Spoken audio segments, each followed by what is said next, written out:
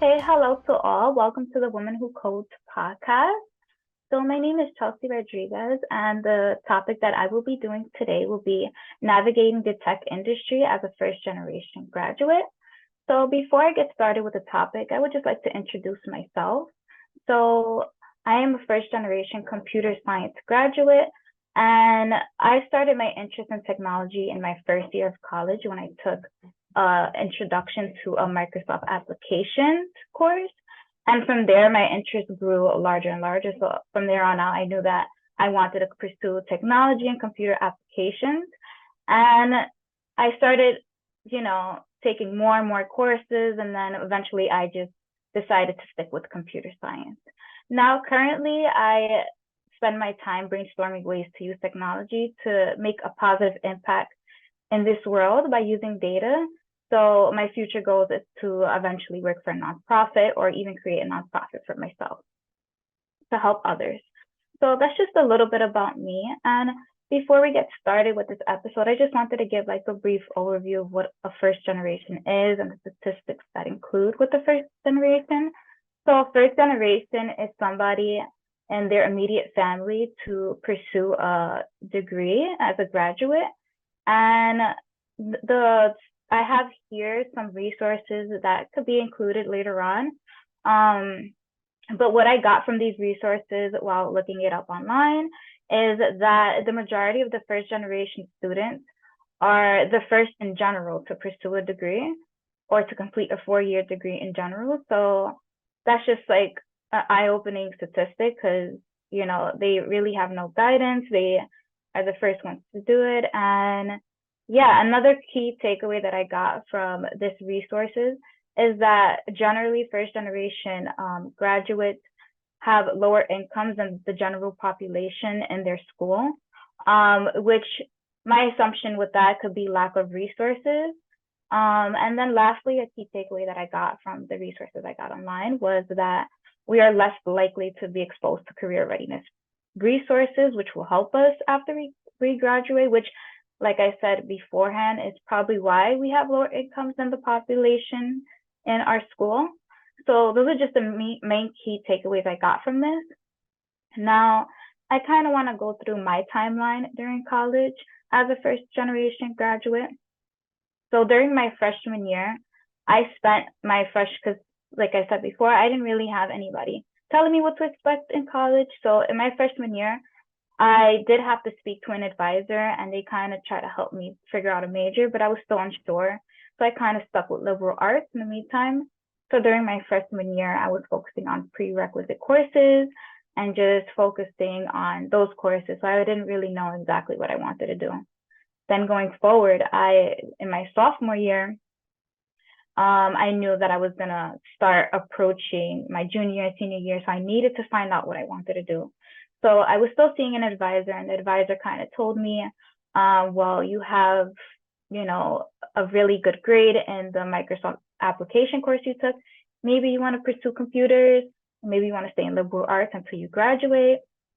And still I didn't know. So I kind of started doing my research on majors and looking at the outlooks of each major. So I had in mind teaching, computer science, office administration, and things like that. And I kind of nailed down teaching and computer science because office administration, I didn't really have a strong interest in it. So I still stuck with liberal arts because I was stuck between teaching and computer science. So during my 2-year degree, I stuck with liberal arts and decided to just graduate with liberal arts. And then after liberal arts, I wanted to continue my education, but I didn't want to continue it in liberal arts because I did have this strong interest in computer science. So in my junior year, I remember entering college, speaking with an advisor, and they told me I had to declare a major. So I'm here trying to figure out what major I wanted to do. Do I want to do teaching or do I want to do computer science? So I kind of looked at all the courses I had to take and computer science stuck out to me. So I decided to pursue computer science. And then this was my junior year, applying to a 4-year college. So since I was in my junior year, everybody knew what they wanted to do. and I kind of was stuck. I haven't gotten an internship yet, and I just started out in this computer science degree when everybody else started in their freshman year, sophomore year. So I was taking my first courses in computer science, and I was hearing from professors it's important to get an internship. And because I didn't know, being a first generation, that you needed an internship to graduate and to be successful out of college. Um, and of course, it's not like the main thing that you need to be successful out of college, but it is something they highly recommend. So here I am in my junior year looking for an internship, and I didn't know what to do. So then I get an email saying to join this hackathon in the college that I was in. And I was intimidated because I'm like, I don't have, the necessary skills. I'm in my junior year and I just started off with computer science. So I kind of let that opportunity go. But then I got another email from this organization formerly known as Whitney, Women in Technology. And now they're called Breakthrough Tech. And the email was a career readiness program for those who are about to graduate. So I decided to sign up. And thankfully, they got back to me and I started going to this program. And there they taught me about resume building, networking, where to apply, the skills that you should get for a technical degree. And yeah, they kind of gave us exposure to technical interviewing, which was a first for me. Because I didn't know how important technical interviewing was. I didn't actually know it was an assessment that they do during technical interviewing. So they kind of gave me exposure to that. And then thankfully, I was able to land an internship with this organization. And I landed my first technical internship as a front-end engineer. And once again, being a first generation graduate, I'm like, what do I expect with my first internship? So I went into this internship, and at first it was a little intimidating because they do give you a mentor. They do fill up your schedule with a whole bunch of meetings so that you could get this exposure to working in a real office corporate setting. And yeah, that's what I did in my internship. And yeah, I was grateful for that internship because I learned a lot about being a professional and then a technical professional at that. And then the internship finished and I approached my senior year. So when I approached my senior year, it was a pandemic, so everything was remote. And once again, I didn't know what to expect in my senior year and how important it was to get ready for the outside world after graduation. So I just decided to focus on my courses. Now, of course, I have professors saying that, once you get to the 300 level courses, that it's important to start interviewing for career roles. So during my last semester is when I decided to apply to these roles. And I started getting interviews, and I didn't expect a lot that was going to happen in the interview, such as I didn't think there was going to be 6 parts of an interview. So when I started getting these interviews, I took a break from applying while in school because it was becoming a little overwhelming. So then I started doing my research. And that's when I figured out that there's many platforms out there to practice for these technical interviews, such as the LeetCode, Groping the Interview, and there's also Cracking the Code, which is a book that you could order online, and they go through step by step what to expect during technical interviewing. And I kind of learned that, just by researching. And then I finally graduated from my senior year, and I was getting these interviews.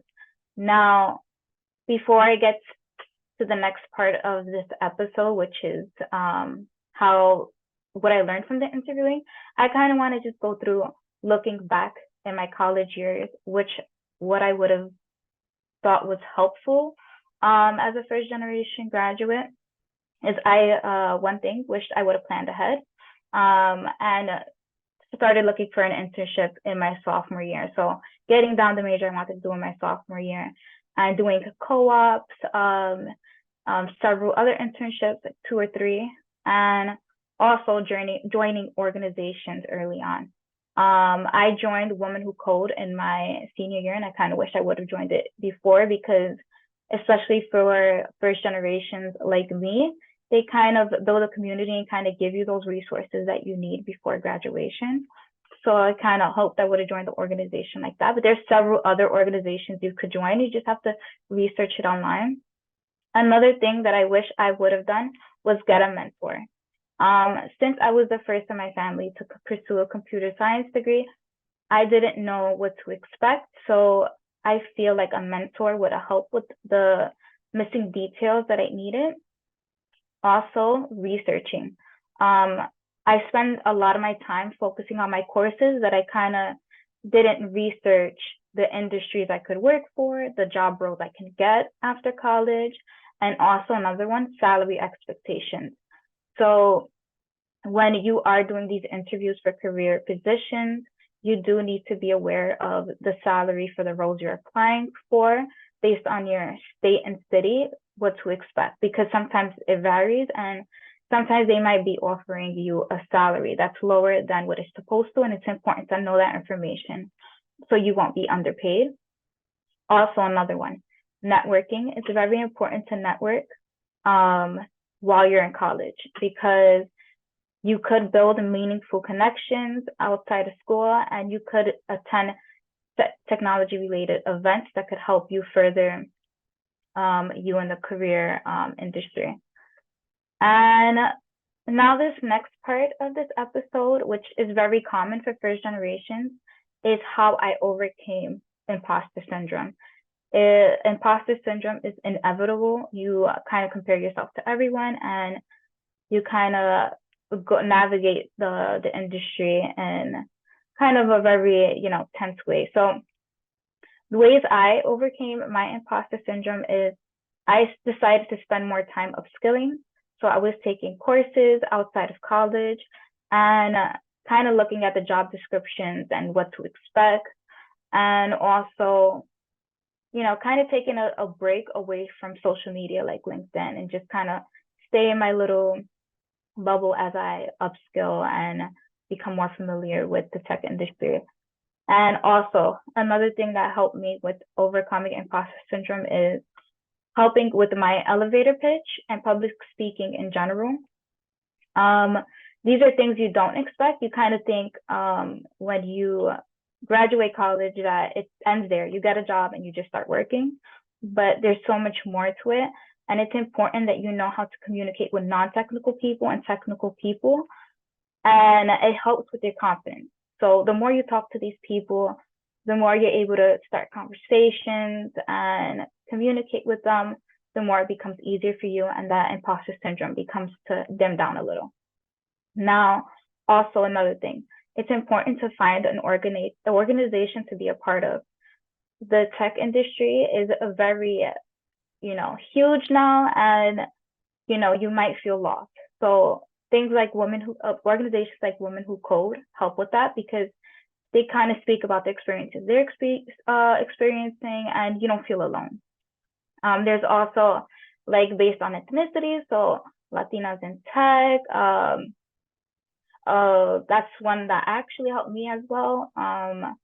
Girls Who Code help as well. So finding an organization that suits your interests and your life path. Another thing to keep in mind is your end goal. You might be comparing yourself to senior level people, but keep in mind that you will be that senior level role at some point in your life. So those are the things that helped me with overcoming my imposter syndrome. Now, I want to talk about some helpful resources. So as I said earlier, I did join that career readiness program, and that was very important to me since I had no guidance going into college and at that outside of college. So joining a career readiness program, there's so many of them out there that you can join before you graduate.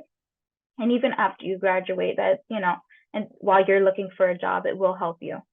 And those career readiness programs kind of help with those pain points that you might be having. So if you are having trouble with your resume, they could help you with that. And other things like interviewing, some people might be good at technical interviewing. and they know everything that they're talking about technically, but their behavior interview is lacking a little, and they help with that as well because there is behavioral interviewing in any role you are applying to. Another helpful resource I recommend while you're in college is using the school's resources. So most schools have career advisors, and they kind of help with what to expect, the jobs you should be applying to.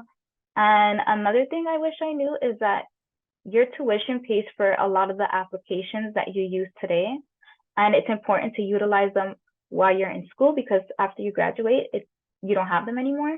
So they do have something called a GitHub School account where you could create a portfolio, and it has all the apps you can use to deploy your application for free with that student account. Another thing is applications you can use, such as the whole Microsoft application that's free to you. So Excel, if you are into data analytics, is free while you're in school.